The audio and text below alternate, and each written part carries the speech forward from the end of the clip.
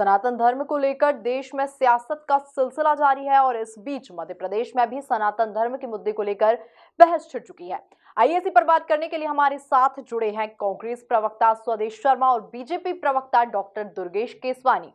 देखिए, सनातन का चुनाव से, राजनीति से कोई लेना देना नहीं है। सनातन हमारी प्राचीन संस्कृति है और प्राचीन संस्कृति ही क्या है, मैं सच बताऊं तो हर मानव जाति के लिए सनातन है। सनातन का सीधा सीधा अर्थ है जो तन में सना हुआ हो। अब तन तो किसी का भी हो सकता है, किसी भी मानव का हो सकता है। जो तन में सना हुआ हो वो सनातन है, इसीलिए उसका नाम सनातन पड़ा। तो शाब्दिक अर्थ को देखें या सनातन की संस्कृति को देखें, हमारी संस्कृति भी हमको ये सिखाती है आपस में प्रेम करना, हर मानव जाति से प्रेम करना, जीव जंतु से प्रेम करना। इस पर सियासत करना, राजनीति करना, मैं समझता हूँ या तो वो राजनेता जो इस पर राजनीति कर रहे हैं, मैं समझता हूँ या तो उन्हें सनातन का ज्ञान नहीं है, और अगर ज्ञान भी है तो वो जानबूझकर देश को भटकाने की कोशिश कर रहे हैं, क्योंकि उन राजनेताओं के पास कुछ बचा नहीं है कहने के लिए, कुछ किया नहीं है देश के लिए, कुछ किया नहीं है प्रदेश के लिए। तो अब कोशिश करेंगे पोलराइजेशन का कुछ इस तरह का काम करें ताकि लोगों को ये लगे कि भाई ये सनातनी है। सनातनी का मतलब वो हिंदू समझते हैं सिर्फ, जबकि ऐसा हरगिज नहीं है। सनातन तो वो संस्कृति है जो हमारी प्राचीन है, मतलब सृष्टि का जब निर्माण हुआ, सृष्टि के समय से सनातन है।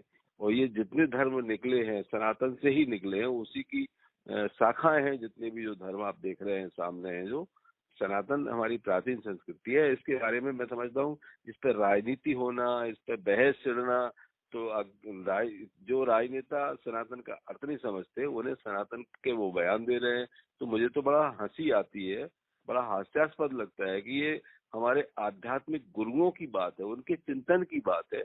ये राजनेताओं के लिए नहीं है। भारतीय जनता पार्टी इस पर राजनीति कर रही है। मैं समझता हूँ देश को वो गुमराह करने की कोशिश कर रही है, लेकिन देश में लोग ग्रंथ भी पढ़ते हैं, साहित्य भी पढ़ते हैं, पढ़े लिखे लड़के भी हैं, ऑनलाइन भी पढ़ते हैं। आज देश समझ चुका है, आप कितने भी प्रयास कर लीजिए, उसको राजनीति में जमीन पर देखना चाहता है कि जमीन पर क्या कर रहे हैं। जमीन पर कुछ कर नहीं रहे हैं तो आप कितनी भी कोशिशें कर लें, सारी कोशिशें आपकी नाकाम होंगी। और आने वाले 23 के चुनाव में मध्य प्रदेश में भी कांग्रेस की सरकार बनेगी और 2024 में हमारा गठबंधन इंडिया जीतेगा। इंडिया जब लड़ेगा तो इंडिया जीतेगा। देखिए मैम, एक दल है भाजपा जो सांस्कृतिक पुनर्निर्माण के काम कर रही है, जीर्णोद्धार के साथ काम कर रही है। आप देखेंगे माननीय मोदी जी ने जो 450 सालों से एक तपस्या चल रही थी श्री राम मंदिर जी की, वो पूरा होने वाला है। फिर आप देखेंगे वाराणसी में देखेंगे बाबा केदारनाथ के लिए उन्होंने जो वहाँ पे धाम बनाए, वो केदार धाम, वो निश्चित वहाँ पे वाराणसी में। फिर केदारनाथ धाम की बात करिए, महाकाल लोक की बात करिए, स्टेचू ऑफ वननेस करिए, तो निश्चित रूप से माननीय मोदी जी सांस्कृतिक कैसे कैसे हमारी विरासत को सहेजने का काम किया जा रहा है। और एक तरफ हमारा विपक्षी दल कांग्रेस है और उसके सहयोगी जो सनातन को खत्म करने की बात कर रहे हैं, सनातन धर्म को कोरोना और डेंगू और मलेरिया के जैसे बात कर रहे हैं।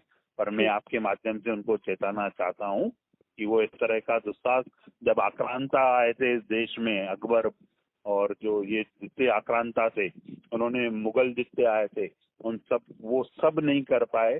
तो ये जो स्टालिन है वो किस खेत की मूली है या कांग्रेस किस खेत की मूली है?